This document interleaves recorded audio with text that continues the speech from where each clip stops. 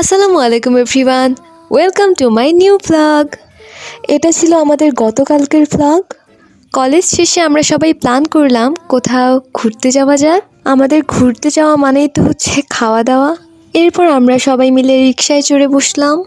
যেহেতু আমরা 8 জন ছিলাম তাই আমাদের দুটো রিকশা নিতে হয়েছিল। ওরা কিন্তু তখনও রিকশা পায়নি, তাই আমরা আগেই এসে পড়েছিলাম। আমরা মূলত গিয়েছিলাম নাগেশ্বরী ফুটবল মাঠের পাশের দোকানটাতে, আর দোকানের নাম ছিল সুমাইয়া চাটনি। ফার্স্টে আমাদের চা খাওয়ার কথা হয়েছিল, দেন আমরা ডিসাইড করলাম যে চটপটি খাওয়া যাক।